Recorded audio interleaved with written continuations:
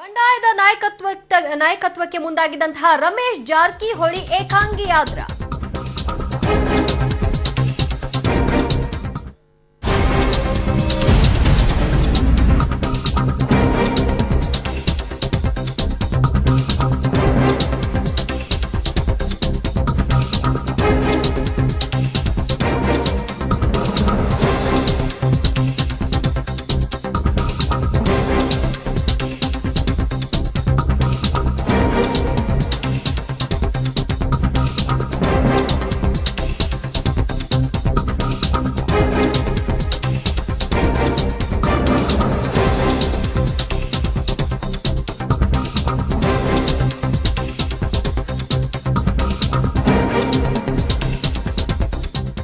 ಬಂಡಾಯದ ನಾಯಕತ್ವಕ್ಕೆ ಮುಂದಾದಂತಹ ರಮೇಶ್ ಜಾರಕಿಹೊಳಿ ಏಕಾಂಗಿಯಾದ್ರ ರಾಜೀನಾಮೆ ಕೊಡ್ತೀನಿ ಅಂದ್ರೂ ಕೂಡ ಕಾಂಗ್ರೆಸ್ ನಾಯಕರು ಯಾರು ಕೂಡ ಕೇರ್ ಮಾಡ್ತಾ ಇಲ್ಲ. ಜಾರಕಿಹೊಳಿ ಜೊತೆ ಮಾತನಾಡುವುದಕ್ಕೆ ಸಿದ್ದರಾಮಯ್ಯ ಕೂಡ ಒಪ್ಪಿಗೆಯನ್ನ ಸೂಚಿಸಿಲ್ಲ. ಕೊನೆ ಗಳಿಗೆಯಲ್ಲಿ ಜಾರಕಿಹೊಳಿಗೆ ಅಸಮಾಧಾನಿತ ಶಾಸಕರೆಲ್ಲರೂ ಕೈಕೊಟ್ಟಿರುವಂತೆ ಕಾಣಿಸ್ತಾ ಇದೆ. ನಾಗೇಂದ್ರ, ಆನಂದ್ ಸಿಂಗ್, ಭೀಮಾ ನಾಯಕ್, ಪ್ರತಾಪ್ ಗೌಡ ಪಾಟೀಲ್ ಸೇರಿದಂತೆ ಎಲ್ಲಾ ಶಾಸಕರು ಕೂಡ ಸಿದ್ದರಾಮಯ್ಯ ಜೊತೆ ಚರ್ಚೆಗೆ ನಿರ್ಧಾರವನ್ನ ಮಾಡಿದ್ದಾರೆ. ಇತ್ತ ರಮೇಶ್ ಜಾರಕಿಹೊಳಿ ಏಕಾಂಗಿಯಾಗಿರುವಂತೆ ಕಾಣಿಸ್ತಾ ಇದೆ. ಹೀಗಾಗಿ ಗೋಕಾಕ್ನತ್ತ ಅವರು ಪ್ರಯಾಣವನ್ನ ಬೆಳೆಸಿದ್ದಾರೆ.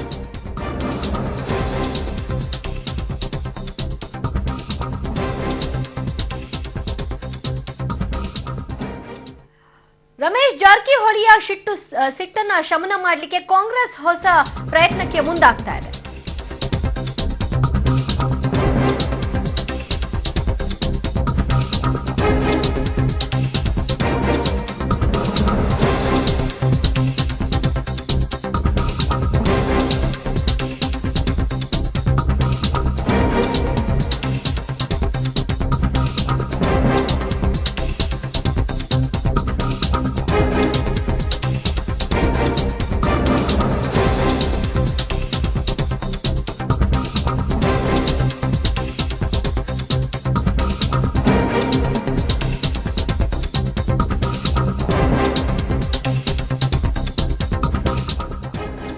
ರಮೇಶ್ ಜಾರಕಿಹೊಳಿ ಸಿಟ್ಟನ್ನ ಶಮನ ಮಾಡಲಿಕ್ಕೆ ಕಾಂಗ್ರೆಸ್ ಮಾಸ್ಟರ್ ಪ್ಲಾನ್ ಒಂದನ್ನ ಮಾಡಿಕೊಂಡಿದೆ. ರಾಷ್ಟ್ರ ರಾಜಕಾರಣಕ್ಕೆ ರಮೇಶ್ ಜಾರಕಿಹೊಳಿಯನ್ನ ಕಳಿಸೋದಕ್ಕೆ ಸರ್ಕಾರ ಚಿಂತನೆಯನ್ನ ನಡೆಸ್ತಾ ಇದೆ.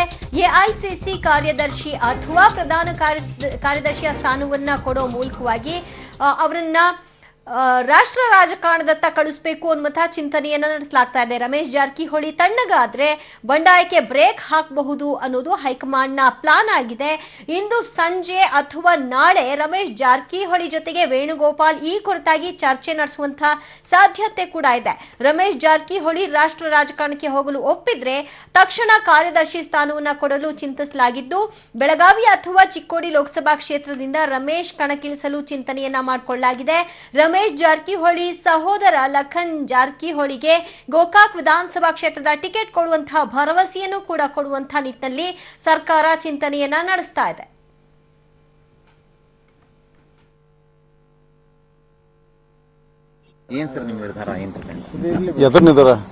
ನೀನು ಟಿವಿ ನೋಡಿದ ನಿನ್ನೆ ಅದಕ್ಕೆ ಬದ್ದದು ನಾನು ನೀನು ಟಿವಿಯಲ್ಲಿ ಬದ್ದು. ಆದರೆ ಯಾವಾಗ ಏನು ನಾನು ಎಲ್ಲ ಮಾತಾಡ್ ಮಾಡ್ತೀನಿ. ನಾವು ಹೀಗೆ ದಯವಿಟ್ಟು ಏನು ಹೆಚ್ಚು ಮಾತಾಡ್ಬಿಡಿ, ದಯವಿಟ್ಟು ಕಾಂಟ್ರಸ್ ಮಾಡಿಬಿಡ್ರಿ. ನಿನ್ನೆ ಏನು ಫೋನಲ್ಲಿ ಕೇಳಿದ್ರಲ್ಲ ಅದಕ್ಕೆ ಬದ್ದಿದೆ.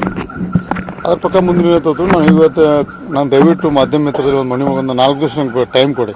ನಾನು ಫ್ರೀ ನಾನು ಕೆಲಸ ಮಾಡಿಬಿಡಿ. ಮುಂದೆ ನಿಮ್ಗೆ ರಾಜ್ಯ ಜನತೆ ಹಾಕೋದು ನಿಮ್ಮ ಮುಖಾಂತರ ತಿಳಿಸ್ತೇನೆ. ಮತ್ತು ನಿಮ್ಮ ಮುಂದೆ ಭಾಳಷ್ಟು ವಿಷಯ ಮಾತಾಡ್ದವು. ನೀವೇನು ರಾಜ್ಯಕ್ಕೆ ಸುಳ್ಳು ಹೇಳಿದ್ರಿ, ನನ್ನ ಬಗ್ಗೆ ಡ್ಯಾಮೇಜ್ ಮಾಡಿದ್ರಿ, ಯಾರು ಹೀರೋ ಯಾರು ವಿಲನ್ ಮಾಡಿದ್ರು, ಆಮೇಲೆ ಒಂದು ಪೂರ್ಣ ಪ್ರಮಾಣದಲ್ಲಿ ಹೇಳ್ತೀನಿ. ಈಗ ನಾನು ಟೈಮ್ ಕೊಡಿ, ನಾನು ಮತ್ತೊಂದು ಪುನಃ ಪ್ರಯೋಜನ ನಿನ್ನೆ ಮಾತಿಗೆ ನಾನು ಬದ್ದಿದ್ದೇನೆ. ನಾನು ನನ್ನ ಫ್ರೆಂಡ್ಸ್ ರಿಕ್ವೆಸ್ಟ್ ಮಾಡ್ಕೊಳ್ಳೋದು, ಪಾರ್ಟಿಗೋಸ್ಕರ ನಾವೆಲ್ಲ ಯಾವ ತ್ಯಾಗಕ್ಕೂ ಬೇಕಾದ್ರೆ ಸಿದ್ಧವಾಗಿದ್ದೀವಿ. ಯಾರು ಗಾಬರಿ ಮಾಡ್ಕೊಳ್ಳೋದು ಬೇಡ.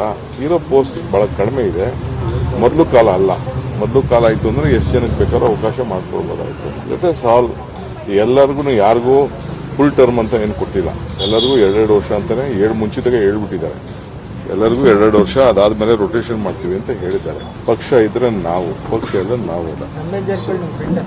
ಎಲ್ಲರೂ ಫ್ರೆಂಡ್ಸೇ. ರಮೇಶ್ ಜಾರಕಿಹೊಳಿ 80 ಜನ ನನ್ನ ಫ್ರೆಂಡ್ಸೇ. ಅಲ್ಲ, ವಿಲನ್ ಇದ್ದವ್ರನ್ನ ಹೀರೋ ಮಾಡಿದ್ರು, ಹೀರೋ ಇದ್ದವ್ರನ್ನ ವಿಲನ್ ಮಾಡಿದ್ರು. 4 ದಿವಸದಲ್ಲಿ ಯಾರು ವಿಲನ್ ಯಾರು ಹೀರೋ ಅಂತ ನಾನು ಹೇಳ್ತೇನೆ, ಬಟ್ ರಾಜೀನಾಮೆ ನಾನು ಕೊಡ್ತೇನೆ ಅನ್ನೋದನ್ನ ಸ್ಪಷ್ಟ ಮಾಡ್ಬೋದು. ನನಗೆ ಗೊತ್ತಿಲ್ಲ, ನನಗೆ ಪಾಪ ಇಲ್ಲ, ಸ್ವಲ್ಪ ಆವೇಶದಲ್ಲಿ ಮಾತಾಡಿದ್ರೆ is a very good boy, very large hearted. ಪಾಪ ಇಲ್ಲ, ಏನು ಸಮಸ್ಯೆ ಇಲ್ಲ, ಅವರು ಸ್ವಲ್ಪ ನಾನು ಮಾತಾಡ್ತೀನಿ. ಸ್ವಾಭಾವಿಕವಾಗಿ ಒಂದು ಸಂಪುಟ ವಿಸ್ತರಣೆ ಅಂದರೆ ಕೆಲವರಿಗೆ ಅಸಮಾಧಾನ ಇದ್ದೇ ಇರುತ್ತೆ. ಅದನ್ನು ಪಕ್ಷ ಯಾವ ರೀತಿ ಅದನ್ನು ಅವರಿಗೆ ತಿಳಿ ಹೇಳಬೇಕು, ಸಮಾಧಾನ ಮಾಡಬೇಕು, ಅದನ್ನೆಲ್ಲ ಮಾಡ್ಕೊಳ್ತೇವೆ. ಅದರಲ್ಲಿ ಏನು ತೊಂದರೆ ಏನಿಲ್ಲ. ಎಲ್ಲರೂ ಕೂಡ ಖಂಡಿತವಾಗಿ ಎಲ್ಲರೂ ಸಚಿವರಾಗಬೇಕು, ಎಲ್ಲರೂ ಸಮರ್ಥರಿದ್ದಾರೆ, ಹಿರಿಯರು ಇದ್ದಾರೆ, ಕಿರಿಯರು ಇದ್ದಾರೆ. ಕಿರಿಯರಿಗೆ ನಾವು ಆಗಬೇಕು ಅಂತ ಆಸೆ ಇರುತ್ತೆ, ಹಿರಿಯರಿಗೆ ನಾವು ಇನ್ನೂ ಹೆಚ್ಚು ಕೆಲಸ ಮಾಡಬೇಕು ಅಂತ ಇರ್ತದೆ. ಇದೆಲ್ಲ ಬ್ಯಾಲೆನ್ಸ್ ಮಾಡಿ ನಮ್ಮ ವರಿಷ್ಠರು ಹೈಕಮಾಂಡ್ನವರು ಮಾಡಿದ್ದಾರೆ. ಆದರೆ ಎಲ್ಲರೂ ಕೂಡ ಸಮಾಧಾನವಾಗಿ ನಾವು ಹೋಗ್ತೇವೆ, ಏನು ತೊಂದರೆ ಏನಿಲ್ಲ. ಹಾಗಿದ್ರೆ ರಮೇಶ್ ಜಾರಕಿಹೊಳಿಯ ಮುಂದಿನ ನಡೆ ಏನಾಗಿರಬಹುದು ಅನ್ನೋ ವಿಚಾರಕ್ಕೆ ಸಂಬಂಧಪಟ್ಟ ಹಾಗೆ ಒಂದು ವರದಿಯನ್ನ ನೋಡೋಣ. ರಮೇಶ್ ಜಾರಕಿಹೊಳಿ ರಾಜೀನಾಮೆ ನೀಡಬಹುದು, ಆಪರೇಷನ್ ಕಮಲಕ್ಕೆ ಮುಂದಾಗಬಹುದಾದಂತಹ ಸಾಧ್ಯತೆಗಳು ಅವರ ಮುಂದಿರುವಂತಹದ್ದನ್ನ ಗಮನಿಸ್ತಾ ಇರೋದು. ಇನ್ನು ಸಾಧ್ಯತೆ 2, ಅತೃಪ್ತರ ಜೊತೆಗೂಡಿ ಬಿಜೆಪಿ ಸೇರಬಹುದು, ಸಂಪುಟದಿಂದ ಕೈಬಿಟ್ಟದ್ದನ್ನ ಪ್ರತಿಷ್ಠೆಯಾಗಿ ತೆಗೆದುಕೊಳ್ಳುವಂತಹ ಸವಾಲನ್ನು ಕೂಡ ಹಾಕಬಹುದು. ಆದ್ರೆ ಸದ್ಯಕ್ಕಂತೂ ಯಾರು ಅವರ ಜೊತೆಗೆ ಇದ್ದಂತೆ ಕಾಣಿಸ್ತಾ ಇಲ್ಲ. ಆದ್ರೆ ಮುಂದೆ ಏನಾಗಬಹುದು ಸಾಧ್ಯತೆಗಳನ್ನ ಹೇಳಲಿಕ್ಕೆ ಸಾಧ್ಯವಿಲ್ಲ.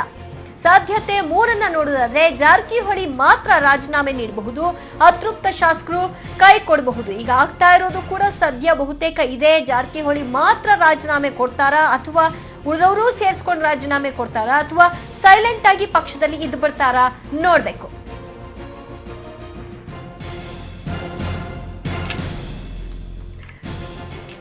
ಈ ಬಗ್ಗೆ ಹೆಚ್ಚಿನ ಡೀಟೇಲ್ಸ್ ಕೊಡ್ತಾರೆ ನಮ್ಮ ಪ್ರತಿನಿಧಿ ಸುಖೇಶ್. ರಮೇಶ್ ಜಾರಕಿಹೊಳಿ ಈಗ ಏಕಾಂಗಿಯಾದ್ರ, ಈಗ ಅವರ ಮುಂದಿನ ನಡೆ ಏನಾಗಿರಬಹುದು ಅನ್ನೋ ಕುತೂಹಲ. ದಿವ್ಯಜ್ಯೋತಿ, ಖಂಡಿತ ಎಲ್ಲ ಬೆಳವಣಿಗೆ ನೋಡ್ತಾ ಹೋದ್ರೆ ರಮೇಶ್ ಜಾರಕಿಹೊಳಿ ಅವರು ಏಕಾಂಗಿ ಆಗಿದ್ದಾರೆ ಅನ್ನೋದ್ರಲ್ಲಿ ಯಾವುದೇ ಅನುಮಾನ ಇಲ್ಲ. ಒಂದು ಕಡೆಯಿಂದ ಪಕ್ಷದ ನಾಯಕರು ಕೂಡ ತೀರಾ ಅವ್ರ ಬಗ್ಗೆ ಸೀರಿಯಸ್ ಆಗಿ ಅವ್ರನ್ನ ಮನವೊಲಿಸುವಂತ ಪ್ರಯತ್ನ ಮಾಡದಂತೆ ಕಂಡು ಬರ್ತಾ ಇಲ್ಲ. ಯಾಕಂದ್ರೆ ಅವರು ಸಚಿವ ಸ್ಥಾನವನ್ನ ಕಳೆದುಕೊಳ್ಳೋದಕ್ಕಿಂತ ಮುಂಚಿತವಾಗಿ ಸಾಕಷ್ಟು ಹಂತಗಳಲ್ಲಿ ಬೇರೆ ಬೇರೆ ವಿಚಾರಗಳಲ್ಲಿ ಮನವೊಲಿಸಿ ಅವ್ರನ್ನ ಸಚಿವರಾಗಿ ಆಕ್ಟಿವ್ ಆಗಿ ಕೆಲಸ ಮಾಡಿ ಅನ್ನುವಂಥ ಸೂಚನೆಯನ್ನ ಮನವೊಲಿಕೆ ಮಾಡುವ ಕೆಲಸವನ್ನ ಕಾಂಗ್ರೆಸ್ ನಾಯಕರು ಮಾಡಿದ್ರು.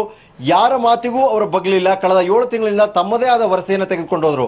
ಹಾಗಾಗಿ ಈಗ ರಾಜೀನಾಮೆ ಕೊಟ್ಟೇ ಬಿಡ್ತೀನಿ ಅಂತ ಹೇಳಿಕೆ ಕೊಟ್ಟಿರುವಂತದ್ದು ಸಚಿವ ಸ್ಥಾನದಿಂದ ಕೆಳಗಿಳಿದಿರೋದ್ರಿಂದ ಮತ್ತು ಶಾಸಕ ಸ್ಥಾನಕ್ಕೆ ರಾಜೀನಾಮೆ ಕೊಡ್ತೀನಿ ಅಂತ ಇರೋದ್ರಿಂದ ನಾವು ಅವ್ರ ಜೊತೆ ಮಾತನಾಡುವಂತ ಸಮಂಜಸ ಅಲ್ಲ ಅನ್ನುವಂಥ ನಿರ್ಧಾರಕ್ಕೆ ರಾಜ್ಯ ನಾಯಕರು ಬಂದಂತೆ ಕಾಣಿಸ್ತಾ ಇದೆ.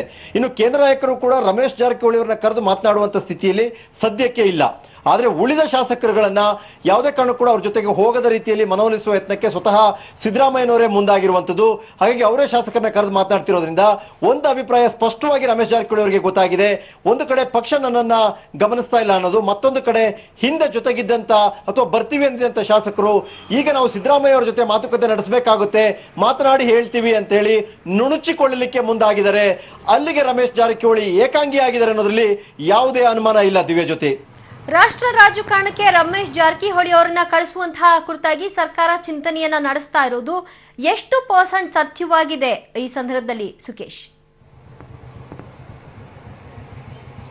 ದಿವ್ಯ ಜೊತೆ ರಾಷ್ಟ್ರ ರಾಜಕಾರಣಕ್ಕೆ ರಮೇಶ್ ಜಾರಕಿಹೊಳಿ ಅವರನ್ನ ಕಳಿಸುವಂಥದ್ದು ಸರ್ಕಾರದ ತೀರ್ಮಾನ ಆಗಿರಲ್ಲ, ಅದು ಕಾಂಗ್ರೆಸ್ ಪಕ್ಷದ ತೀರ್ಮಾನ ಆಗಿರುತ್ತೆ. ಆದರೆ ಕಾಂಗ್ರೆಸ್ ಪಕ್ಷದಲ್ಲೂ ಕೂಡ ಸದ್ಯದ ಮಟ್ಟಿಗೆ ಆ ಬೆಳವಣಿಗೆಗಳು ಖಂಡಿತ ಇಲ್ಲ. ಹಿಂದೆ ಇದೇ ರೀತಿಯಲ್ಲಿ ಸಚಿವ ಸ್ಥಾನವನ್ನು ಕಳೆದುಕೊಂಡು ಬಂಡಾಯದ ಒಂದು ಬಾವುಟ ಹಾರಿಸಬಹುದು ಅಂತ ನಿರೀಕ್ಷೆ ಮಾಡಲಾಗಿದ್ದಂತ ಸತೀಶ್ ಜಾರಕಿಹೊಳಿ ಅವರಿಗೆ ಎಐಸಿಸಿ ಮಟ್ಟದಲ್ಲಿ ಪ್ರಧಾನ ಕಾರ್ಯದರ್ಶಿ ಹುದ್ದೆಯನ್ನು ಕೊಡಲಾಗಿತ್ತು, ಕಲ್ಪಿಸಲಾಗಿತ್ತು. ಆದರೆ ಆ ಪರಿಸ್ಥಿತಿ ಬೇರೆ, ಈ ಪರಿಸ್ಥಿತಿ ಬೇರೆ. ಮತ್ತು ಇಲ್ಲಿ ರಮೇಶ್ ಜಾರಕಿಹೊಳಿ ಅವರನ್ನ ಮನವೊಲಿಕೆ ಮಾಡುವಂತ ವಿಚಾರ ಅಥವಾ ರಮೇಶ್ ಜಾರಕಿಹೊಳಿ ಅವರಿಗೆ ಇರ್ತಕ್ಕಂಥ ಭಿನ್ನಾಭಿಪ್ರಾಯ ಏನಿದೆ ಅದು ತೀರಾ ವ್ಯಕ್ತಿಗತವಾಗಿ ಪಕ್ಷದ ಒಬ್ಬರು ಸಚಿವರು ಮತ್ತೊಬ್ಬ ಶಾಸಕರ ವಿಚಾರದಲ್ಲಿ ಇರ್ತಕ್ಕಂಥದ್ದು. ಅದಕ್ಕೂ ಪಕ್ಷಕ್ಕೂ ಅಷ್ಟು ದೊಡ್ಡ ಮಟ್ಟದ ಲಿಂಕ್ ಅನ್ನು ಕಲ್ಪಿಸಕ್ಕಾಗಲ್ಲ. ಆದ್ರೆ ತಮ್ಮ ಸಚಿವ ಸ್ಥಾನದ ಜವಾಬ್ದಾರಿಯನ್ನು ಅರಿತು ಅವರು ನಡೀಬೇಕಾಗಿತ್ತು. ಅಲ್ಲಿ ಬೇಜವಾಬ್ದಾರಿ ವರ್ತನೆಯನ್ನು ತೋರಿ ಅವರು ತಮ್ಮ ಸಚಿವ ಸ್ಥಾನವನ್ನು ಕಳೆದುಕೊಂಡಿರೋದ್ರಿಂದ ಆ ರೀತಿಯ ಆಪ್ಷನ್ ಅನ್ನು ಕೊಟ್ಟು ಅವರನ್ನ ಶಮನ ಮಾಡುವಂತ ಅವಶ್ಯಕತೆ, ಅನಿವಾರ್ಯತೆ ಖಂಡಿತ ಕಾಂಗ್ರೆಸ್ಗೆ ಇಲ್ಲ. ಮತ್ತೊಂದು ಹಂತದಲ್ಲಿ ಅವರ ಸಹೋದರ ಸತೀಶ್ ಕೂಡ ಕ್ಯಾಬಿನೆಟ್ಗೆ ಬಂದಿರೋದ್ರಿಂದ ಅವರು ದೊಡ್ಡ ಮಟ್ಟದ ಹಿಡಿತವನ್ನ ಬೆಳಗಾವಿಯಲ್ಲಿ ಹೊಂದಿರೋದ್ರಿಂದ ಆ ಅನಿವಾರ್ಯತೆ ಕಾಂಗ್ರೆಸ್ಗೆ ಈ ಕ್ಷಣದವರೆಗೆ ಬಂದಿಲ್ಲ ಅಂತ ಅನ್ಸುತ್ತೆ. ದಿವ್ಯ ಜ್ಯೋತಿ, ರಮೇಶ್ ಜಾರಕಿಹೊಳಿ ಜೊತೆಗೆ ಸಿದ್ದರಾಮಯ್ಯನವರು ಮಾತನಾಡದೇ ಇರೋದಕ್ಕೆ ಕಾರಣ ಏನಿರಬಹುದು? ಖಂಡಿತ ದಿವ್ಯಜ್ಯೋತಿ, ಕಾರಣ ಇಷ್ಟೇ, ಮೊದಲಿನಿಂದಲೂ ಕೂಡ ರಮೇಶ್ ಮತ್ತು ಸತೀಶ್ ಇಬ್ರು ಕೂಡ ಸಿದ್ದರಾಮಯ್ಯನವರ ಆಪ್ತರಾಗಿದ್ದಂಥವ್ರು. ಸತೀಶ್ ಜಾರಕಿಹೊಳಿ ಅವರ ಸಚಿವ ಸ್ಥಾನ ತಪ್ಪಿಸಿ ರಮೇಶ್ ಜಾರಕಿಹೊಳಿ ಅವರಿಗೆ ಸಚಿವ ಸ್ಥಾನ ಕೊಡಿಸುವಲ್ಲೂ ಕೂಡ ಸಿದ್ದರಾಮಯ್ಯ ಯಶಸ್ವಿಯಾಗಿದ್ರು ಕೂಡ. ಆದ್ರೆ ಈ ಸಮ್ಮಿಶ್ರ ಸರ್ಕಾರ ಬಂದ ನಂತರದಲ್ಲೂ ಕೂಡ ಯಥಾವತ್ತಾಗಿ ರಮೇಶ್ ಅವರಿಗೆ ಒಂದು ಅವಕಾಶ ಒದಗಿ ಬಂತು. ಆದರೆ ಖಾಸಗಿ ವಿಚಾರಗಳಿಗಾಗಿ ಅವರು ತಮ್ಮ ಸಚಿವ ಸಂಪುಟಕ್ಕೆ ಬರುವಂತದ್ದೇ ತಪ್ಪಿಸಿಕೊಂಡಂಥದ್ದು 8-9 ಬಾರಿ ಮತ್ತು ಸಚಿವರಾಗಿ ಕಾರ್ಯನಿರ್ವಹಿಸಿರುವಂಥದ್ದು. ಪ್ರತಿ ಬಾರಿಯೂ ಕೂಡ ಕರೆದು ಬುದ್ಧಿ ಹೇಳುವ ಕೆಲಸವನ್ನ ಸಿದ್ದರಾಮಯ್ಯನವರು ಮಾಡಿದ್ದಾರೆ. ಒಂದು ಹಂತದವರೆಗೂ ನೋಡಿ ಅವ್ರಿಗೂ ಕೂಡ ಒಂದು ಬೇಸರ ಅನ್ನುವಂಥದ್ದಾಗಿರುವಂಥದ್ದು. ಇಷ್ಟೆಲ್ಲ ಹೇಳಿದ ಹೊರತಾಗಿಯೂ ಅವರು ಬಂಡಾಯ ಚಟುವಟಿಕೆಯಲ್ಲಿ ಭಾಗವಹಿಸಿದ್ದಾರೆ. ಇನ್ನು ನಾನು ಅವ್ರ ಜೊತೆ ಮಾತಾಡ್ತಾ ಇದ್ರೆ ನನ್ನ ಶಿಷ್ಯ ಅನ್ನೋ ಕಾರಣಕ್ಕೆ ಅಥವಾ ಸಿದ್ದರಾಮಯ್ಯನವರು ಪರೋಕ್ಷವಾಗಿದ್ದಾರೆ ಅನ್ನೋ ಕಾರಣಕ್ಕೆ ಬೇರೆ ಬೇರೆ ರೀತಿಯ ಮೆಸೇಜ್ ಪಾಸ್ ಆಗ್ಬೋದು ಅನ್ನುವ ಹಂತದಲ್ಲಿ ಅವರು ಅಂತರವನ್ನು ಕಾಯ್ದುಕೊಳ್ಳಲಿಕ್ಕೆ ಮುಂದಾಗ್ತಾರೆ. ಅಂತರವನ್ನು ಕಾಯ್ದುಕೊಳ್ಳುವ ಹಂತದಲ್ಲೂ ಕೂಡ ಮೊನ್ನೆ ಬೆಳಗಾವಿ ಅಧಿವೇಶನದಲ್ಲೂ ಕೂಡ ಅವರು ಬುದ್ಧಿ ಮಾತನ್ನು ಹೇಳುವ ಪ್ರಯತ್ನವನ್ನು ಮಾಡಿದರೆ, ಇಷ್ಟೆಲ್ಲ ಆದ್ಮೇಲೂ ಕೂಡ ಅವರು ಸ್ಪಂದಿಸಲಿಲ್ಲ. ಬೆಳಗಾವಿಯ ಕ್ಯಾಬಿನೆಟ್ಗೆ ಅವರು ಹಾಜರಾಗಲಿಲ್ಲ, ಬೇರೆ ಬೇರೆ ಸಂದರ್ಭಗಳಲ್ಲೂ ಕೂಡ ಬರಲಿಲ್ಲ ಅನ್ನುವಂಥದ್ದು ಮತ್ತೆ ಸಿದ್ದರಾಮಯ್ಯ ಅವರ ಅಸಮಾಧಾನಕ್ಕೆ ಕಾರಣ ಆಗಿತ್ತು. ಅದೇ ಕಾರಣಕ್ಕೆ ಸಚಿವ ಸ್ಥಾನವನ್ನು ಕಳೆದುಕೊಂಡಿರ್ತಕ್ಕಂಥ ಅವರು ನಾನು ರಾಜೀನಾಮೆ ಕೊಡ್ತೀನಿ ಅನ್ನುವಂಥ ಏಕಾಏಕಿ ಮಾತನ್ನು ಈಗಾಗಲೇ ಶಾಸಕ ಸ್ಥಾನಕ್ಕೆ ಕೊಡ್ತೀನಿ ಅನ್ನುವಂಥ ಮಾತನ್ನು ಹೇಳಿರುವಂಥದ್ದು ಮತ್ತೆ ಸಿದ್ದರಾಮಯ್ಯ ಅವರಿಗೆ ಅಸಮಾಧಾನ ಆಗಿದೆ. ಈ ಹಂತದಲ್ಲಿ ಮತ್ತೆ ಅವರೊಂದಿಗೆ ಮಾತುಕತೆಗೆ ಮುಂದಾದ್ರೆ ನನ್ನ ಬಗ್ಗೆ ನೆಗೆಟಿವ್ ಆಗುತ್ತೆ ಅನ್ನೋದಕ್ಕಿಂತ ಅವರಿಂದ ಅಂತರ ಕಾಯ್ದುಕೊಳ್ಳೋದೇ ಸೂಕ್ತ ಅನ್ನುವಂಥ ತೀರ್ಮಾನಕ್ಕೆ ಸಿದ್ದರಾಮಯ್ಯ ಬಂದಂತೆ ಕಾಣಿಸ್ತಾ ಇದೆ. ದಿವ್ಯಜ್ಯೋತಿ, ಥ್ಯಾಂಕ್ ಯು ಸುಕೇಶ್ ನಿಮ್ಮೆಲ್ಲ ಮಾಹಿತಿಗೆ.